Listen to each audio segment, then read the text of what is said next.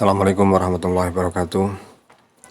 Pada kesempatan kali ini saya akan melanjutkan video pertama yang sebelumnya. Video pertama menjelaskan tentang apa itu Google Classroom yang menggunakan berbasis web atau web based. Pada video kali ini yaitu video yang menjelaskan tentang Google Classroom untuk guru.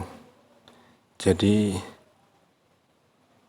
peran seorang guru di dalam Google Classroom itu adalah mulai tahap membuat kelas sampai memberikan materi kepada siswa. Baik, pada kesempatan kali ini saya akan menjelaskan bagaimana cara menggunakan atau mengelola kelas pada Google Classroom dengan menggunakan aplikasi berbasis Android.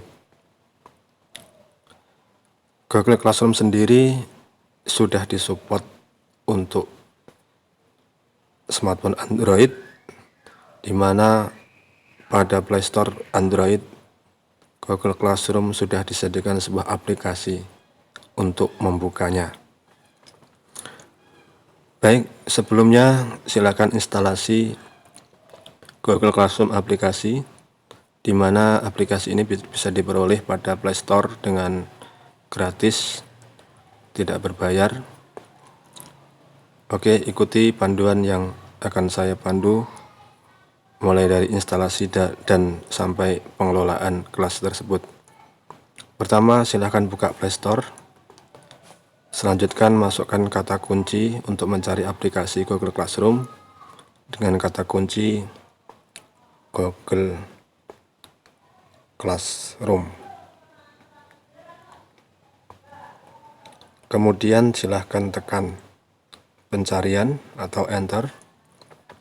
Setelah ketemu tampilan Google Classroom pada Play Store seperti ini, silahkan pilih klik install untuk melakukan instalasi. Kemudian tunggu beberapa saat sampai proses download dan instalasi selesai dengan baik.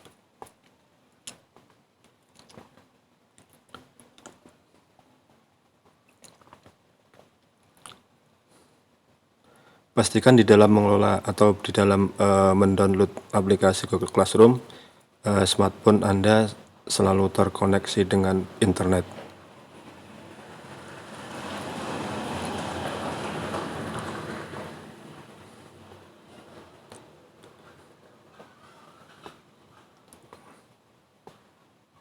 Ini adalah proses instalasi, dan proses instalasi telah berhasil dilakukan.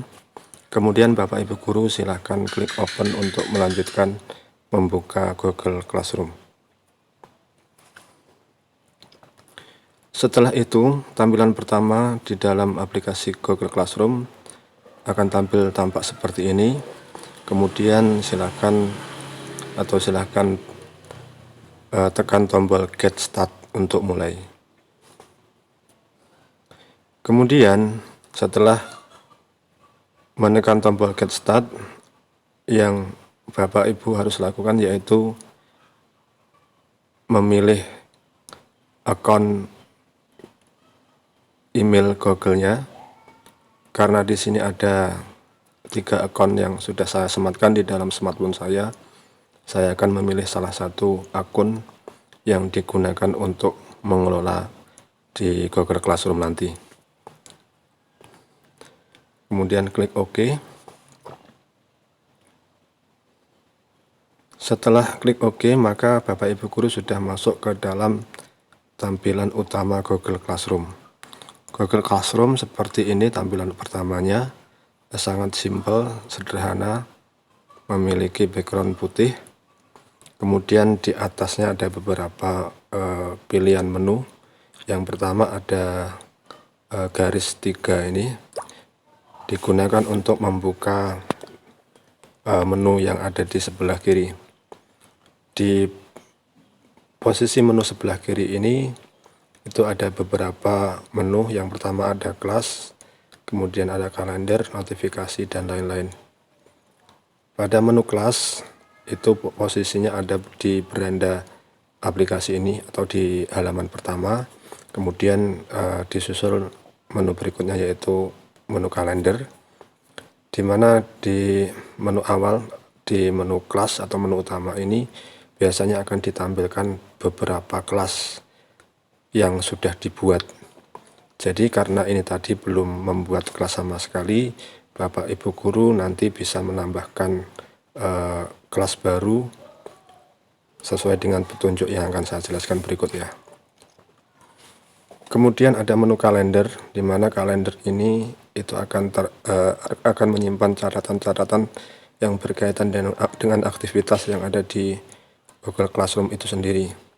Kemudian juga ditampilkan beberapa tanggal, seperti halnya tanggal-tanggal penting seperti hari kemerdekaan dan sebagainya, itu biasanya juga disematkan di dalam kalender ini. Kemudian ada notifikasi. Notifikasi ini digunakan untuk melihat peringatan-peringatan apa saja yang telah berada di Google Classroom Bapak Ibu. Selanjutnya arsip kelas. Arsip kelas ini adalah digunakan untuk mengarsipkan kelas-kelas yang sudah pernah kita buat dan kemudian kelas tersebut tidak digunakan lagi. Nanti Bapak Ibu guru bisa mengarsipkan dulu sebelum akhirnya dihapus. Kemudian ada menu Classroom Folder. Di menu Classroom Folder ini adalah untuk mengetahui dokumen-dokumen apa saja yang terkait dengan Google Classroom itu akan disimpan di folder apa. Untuk folder itu sendiri akan disimpan di dalam Google Drive, sehingga semua aktivitas, dokumen, dan sebagainya itu setelah kita upload di dalam kelas, maka akan disematkan atau disimpan di dalam folder tersebut. Kemudian menu berikutnya yaitu setting. Di menu setting ini digunakan untuk melakukan pengaturan-pengaturan seperti halnya sinkron over mobile data dan sebagainya. Ada yang berikutnya ada send email notifikasi, kemudian ada upload foto, kemudian ada device notifikasi. Inilah beberapa tampilan pada menu setting. Menu update foto digunakan untuk mengupdate foto profil akun Anda. Kemudian sinkron over mobile data itu digunakan untuk melakukan sinkronisasi ketika data internet di smartphone Anda hidup, maka proses apapun yang terjadi di Classroom akan disinkron secara otomatis sehingga masuk ke dalam aplikasi Google Classroom yang ada di smartphone Bapak Ibu semuanya. Kemudian ada send email notifikasi. Send email notifikasi ini digunakan untuk menonaktifkan atau mengaktifkan semua notifikasi. Kalau ini diaktifkan, maka semua notifikasi akan dikirimkan juga melalui email. Jika Bapak Ibu tidak menghendaki untuk notifikasinya masuk ke email, maka silahkan nonaktifkan dengan cara klik tombol berwarna biru. Kembali berikutnya yaitu ada menu help. Ini berkaitan dengan tanya jawab berkaitan dengan aplikasi Google Classroom dan sebagainya. Kemudian ada privacy policy, kemudian ada term of service. Silakan pelajari sendiri untuk melihat lebih detailnya.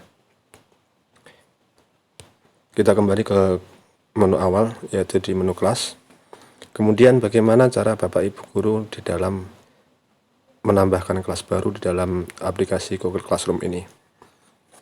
Jadi sebelumnya, di video sebelumnya sudah saya jelaskan bagaimana cara menambahkan kelas di Google Classroom, namun menggunakan web base atau berbasis web. Kali ini yaitu berbasis smartphone atau berbasis aplikasi pada smartphone.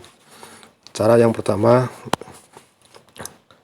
untuk membuat kelas, Bapak Ibu guru bisa langsung tekan menu plus, kemudian klik kelas untuk menciptakan sebuah kelas baru. Kemudian jika menu join kelas itu digunakan untuk siswa bergabung di dalam kelas yang Bapak Ibu ciptakan. Sehingga nanti siswa jika ingin bergabung di dalam kelas Bapak Ibu, siswa bisa melakukannya dengan cara klik join kelas. Karena pada tutorial kali ini bertujuan untuk membimbing atau memberikan tuntunan kepada Bapak Ibu guru di dalam membuat kelas dan mengelolanya, maka pada kesempatan kali ini saya akan mempraktikkan bagaimana cara membuat kelas. Cara membuat kelas yaitu silahkan tekan create class, kemudian centang pada kotak ini, setelah itu klik continue. Setelah itu silahkan membuat atau silahkan isi semua baris yang ada, seperti misalkan kelas name itu adalah nama kelasnya apa. Kemudian berikutnya adalah section. Section ini bisa diisi bebas, misalkan mata pelajaran misalkan.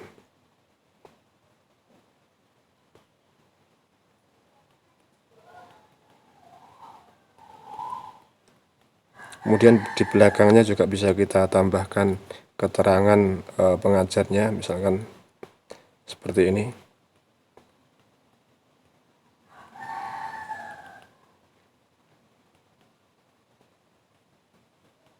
Kemudian pada room silakan isi nomor room, ini bebas. Yang penting pada setiap kelas itu berbeda. Kemudian subjek, ini bisa diberikan keterangan mengenai kelas tersebut.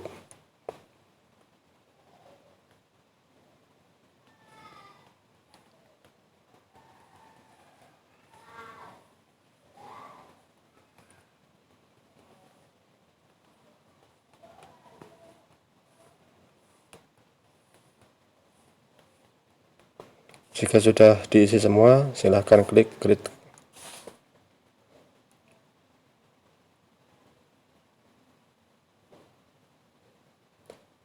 Kita tunggu beberapa saat sehingga berhasil membuat kelas baru. Baik, ini adalah kelas yang berhasil Bapak Ibu guru ciptakan. Kemudian pada ruang kelas ini, jadi ini adalah ruang kelas di mana nama kelasnya adalah 10 multimedia. Kemudian mata pelajaran yang ada yaitu sistem komputer, kemudian diajar oleh Bapak Muhammad Samsul Muawan SPD.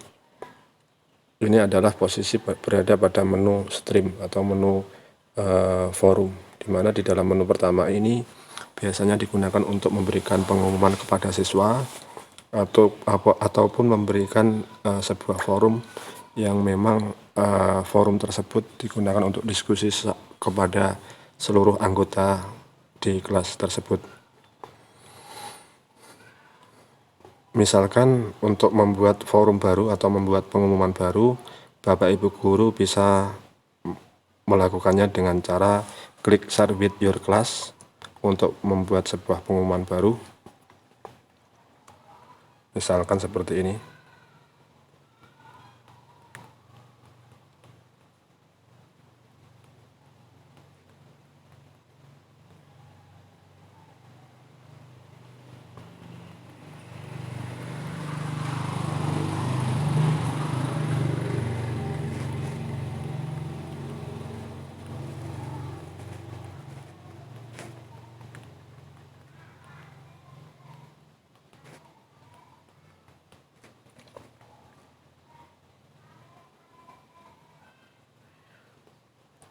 Jika sudah diisi, kemudian silahkan klik pada tombol send yang ada di sebelah pojok atas sebelah kanan yang bagian tengah untuk memposting sesuai deskripsi yang saya tuliskan ini. Kemudian selain kita bisa memposting berupa deskripsi sesuatu hal di sini, itu Bapak Ibu guru juga bisa melampirkan dokumen melalui tombol tambah dokumen ini. Dokumen ini bisa berasal dari Google Drive atau mungkin Bapak Ibu guru juga bisa melampirkan sebuah link atau menyematkan sebuah alamat link. Link itu adalah digunakan untuk menyematkan sebuah alamat website tertentu, mungkin sebagai sumber belajar.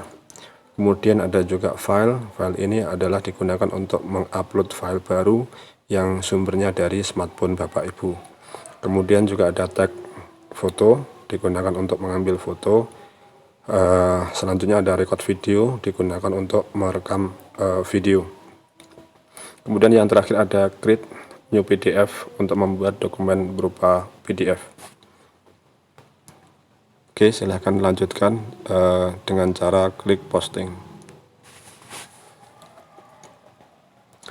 Setelah itu, setelah kita posting, maka semua anggota yang ada di grup ini, semua siswa tentu bisa melihat apa yang sudah Bapak Ibu guru posting, sehingga nanti siswa juga bisa berkomentar di bawahnya, dan komentar itu nanti Bapak Ibu guru juga bisa memberikan feedback kepada siswa yang berkomentar di atasnya, sehingga di sini terjadi sebuah interaksi antara guru dengan siswa. Berikutnya di menu classwork, ini adalah menu kelas. Di dalam kelasnya, jadi Bapak Ibu bisa mengupload materi, mengupload tugas dan sebagainya di dalam kelas ini. Jangan mengupload materi di bagian menu stream. Jadi kalau mau membuat sebuah rentetan materi, silahkan buat pada menu classwork. Cara menambahkannya yaitu silahkan klik pada tombol plus yang ada di sebelah pojok kiri ini, di sebelah pojok kanan maksud saya. Kemudian pilih apa yang akan jenis dokumen apa yang akan kita masukkan ke dalam kelas tersebut. Apakah berupa penugasan atau tugas, ataukah berupa kuis. Kemudian juga Bapak Ibu juga bisa mengupload sebuah materi. Kemudian juga ada menu topik. Sebelum Bapak Ibu menambahkan sebuah tugas ataupun kuis dan materi, maka hal yang pertama Bapak Ibu harus lakukan yaitu silahkan buat topik baru, di mana topik baru ini biasanya untuk mengelompokkan beberapa materi pada setiap KD-nya, sehingga jumlah topik nanti itu adalah bisa dimungkinkan dibuat sebanyak KD yang akan diajarkan kepada siswa. Pertama, silahkan buat topik dengan cara seperti ini. Kemudian masukkan KD ke berapa, misalkan 3.1. Selanjutnya klik add untuk melanjutkan. Kemudian juga bisa ditambahkan lagi topik yang kedua yaitu KD 3.2. Selanjutnya add. Kemudian bisa tambahkan lagi topik baru, topik yang ketiga yaitu KD 3.3. Kemudian add. Setelah dirasa sudah cukup membuat topik baru, Bapak Ibu juga bisa mengurutkan topik ini sesuai dengan urutan yang seharusnya. Untuk mengurutkannya maka mulai dari KD yang teratas ini bisa kita turunkan dengan cara klik, kemudian seperti ini.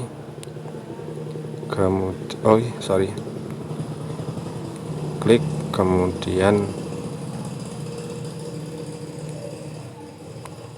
seperti ini.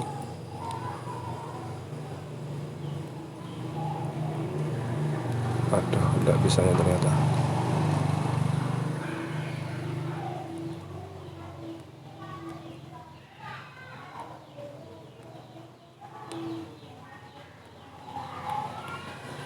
Ini di sini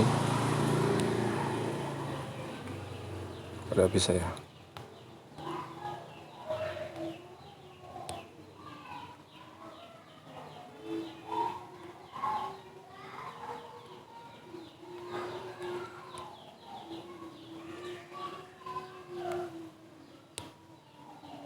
Oke, kalau tidak bisa Bapak Ibu bisa merename saja langsung seperti ini. Kalau yang terbawah adalah 3, maka silahkan ketik 3 seperti ini.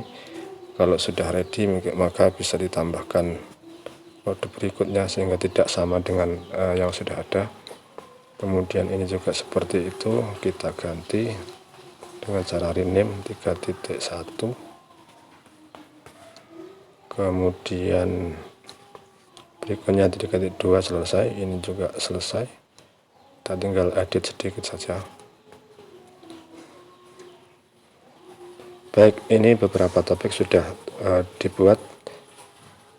Kemudian berikutnya yaitu Bapak Ibu Guru bisa memasukkan materi dengan cara klik tambah, kemudian pilih materi.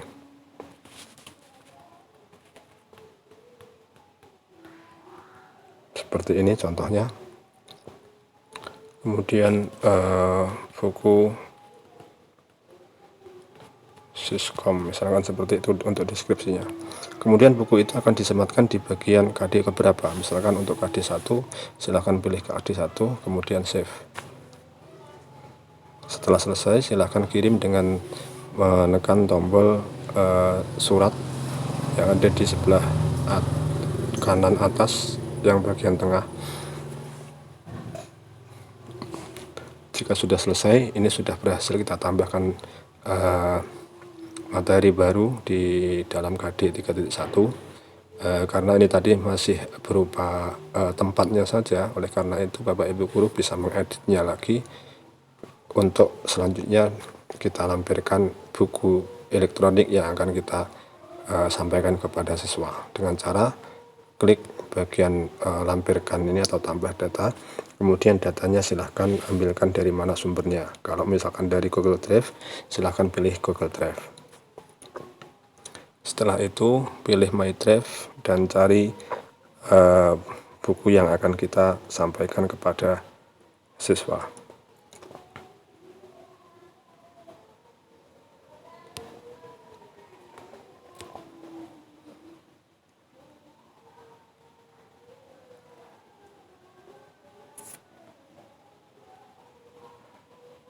Contohnya misalkan seperti ini ya. Saya cari dulu bukunya, materinya apa. Belum ketemu ya. Ini sebagai contoh saja ya Bapak Ibu, silahkan cari file apa saja yang sekiranya untuk belajar. Misalkan ini ada modul, misalkan modul Siskomnya adalah ini, berupa buku sistem berupa PDF ya tadi. Silahkan ini misalkan contoh buku yang pertama, select untuk melampirkan sebuah file atau buku ke dalam materi yang sudah dibuat tadi. Selanjutnya materi 1 sudah masuk, kemudian save untuk menyimpannya. Setelah materi pertama sudah dibuat, maka Bapak Ibu Guru bisa melanjutkan ke materi berikutnya sesuai dengan materi-materi yang seharusnya Bapak Ibu sampaikan ke dalam kelas tersebut.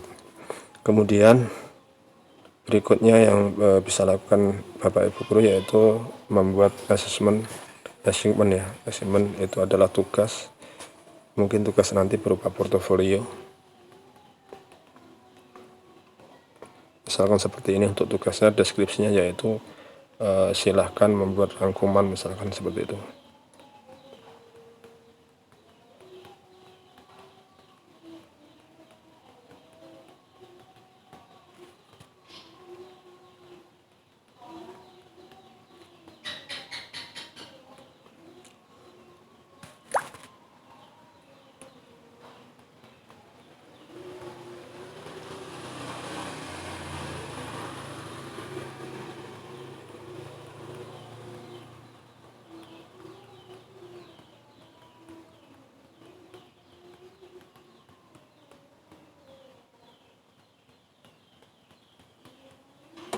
Jadi seperti ini tugasnya, yaitu membuat rangkuman materi KD 3.1. Selanjutnya dari hasil pekerjaan siswa tersebut disuruh untuk mengumpulkan hasil pekerjaannya berupa foto daripada catatan siswa tersebut.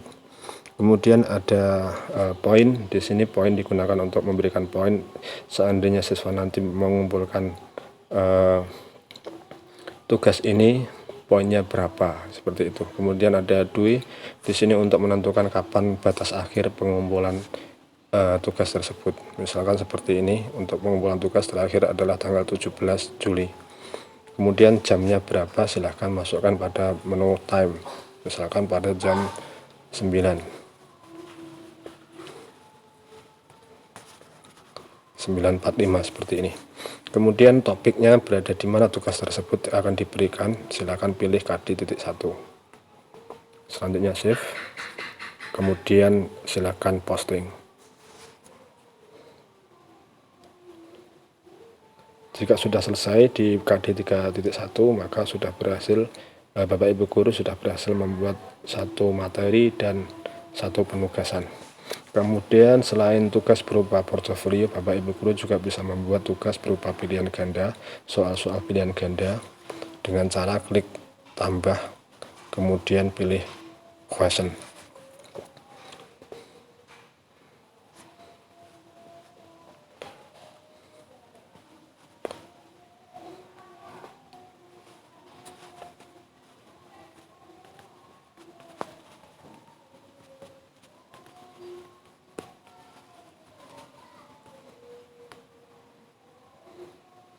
Kemudian pada pertanyaan pertama itu pertanyaannya apa, kemudian poinnya berapa, kemudian batas akhirnya kapan untuk dikumpulkan.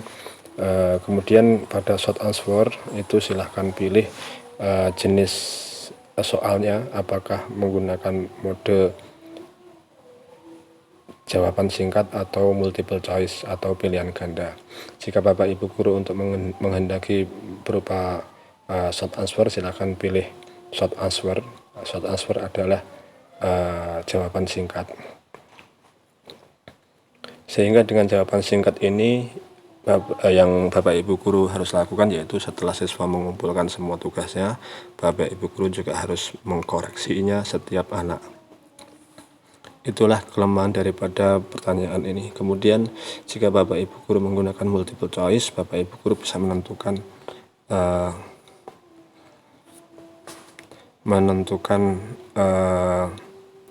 atau mendapatkan hasil secara otomatis daripada hasil evaluasi pada pertanyaan tersebut, sehingga tidak usah mengkoreksi. Misalkan seperti ini pilihan satunya,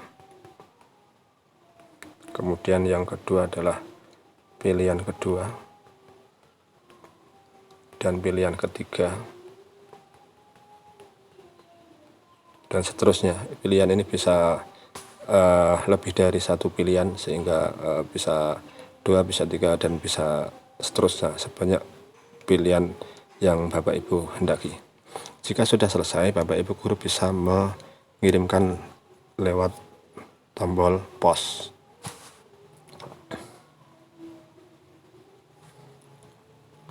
Oke, ini tadi belum dimasukkan ke dalam topik 3.1, sehingga saya perlu mengeditnya dengan cara seperti ini. Kita edit, kemudian pilih topiknya. Setelah itu simpan lagi. Jika sudah selesai, kemudian simpan.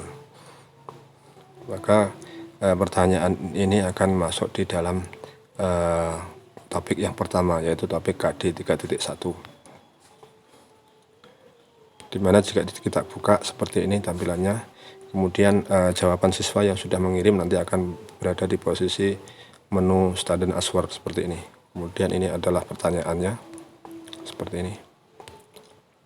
Kemudian selain pertanyaan seperti itu tadi, Bapak Ibu guru juga bisa memanfaatkan Google Form untuk membuat kuis. Jadi lebih leluasa, sehingga kuis tersebut dalam satu halaman bisa bermacam-macam tipe pertanyaan. Misalkan ada yang menggunakan pilihan, misalkan bisa menggunakan pilihan ganda, atau bisa menggunakan jawaban pendek, seperti itu. Bisa dikombinasikan jika Bapak Ibu menggunakan Google Form. Kemudian apalagi ya, sudah selesai saya kira untuk menu pembuatan materi pada kelas ini, sehingga semua materi dan semua tugas yang sudah kita buat di dalam Google Classroom ini sudah bisa dilihat atau bisa dikerjakan oleh peserta atau siswa di dalam kelas tersebut. Kemudian menu yang terakhir yaitu people. Di menu people ini adalah digunakan untuk menambahkan anggota digunakan untuk menambahkan siswa ke dalam kelas tersebut. Jadi jika siswa sudah memiliki email dan Bapak Ibu guru memiliki daftar email pada semua kelas yang ada di kelas yang seharusnya, maka Bapak Ibu juga bisa menambahkan secara manual di sini di menu student. Siapa saja yang akan menjadi siswa di dalam kelas Bapak Ibu bisa melampirkan emailnya sendiri-sendiri di sini. Kemudian nanti siswa akan mendapatkan email undangan untuk bergabung di grup ini. Jika Bapak Ibu tidak menghendaki hal ini, Bapak Ibu cukup membagikan kode kelas yang ada di bawah ini, yang kodenya yaitu OFMMGPA ini. Silahkan berikan ke siswanya sehingga siswa nanti tinggal join kelas dengan memasukkan kode yang ada di sini. Baik, saya kira cukup sekian saja penjelasan saya berkaitan dengan Google Classroom khusus untuk Bapak Ibu guru. Sebelum saya akhiri, sebenarnya ada tambahan lagi pada menu teacher. Di menu teacher ini dalam satu kelas dimungkinkan bisa diajar oleh lebih dari satu orang guru. Jika Bapak Ibu guru yang membuat kelas tersebut atau kelas ini ingin menambahkan guru yang lain di dalam kelas ini, juga bisa menambahkan secara manual di sini, dengan syarat Bapak Ibu guru harus mengetahui email Bapak Ibu yang akan ditambahkan di dalam kelas ini, sehingga nanti akan terjadi kolaborasi sesama guru seperti itu. Saya rasa cukup sekian saja tutorial singkat saya berkaitan dengan bagaimana cara membuat kelas di dalam Google Classroom dengan berbasis aplikasi. Terima kasih, kurang lebihnya mohon maaf. Saya akhiri sekian saja. Jika ada pertanyaan silahkan komen. Terima kasih, saya akhiri. Assalamualaikum warahmatullahi wabarakatuh.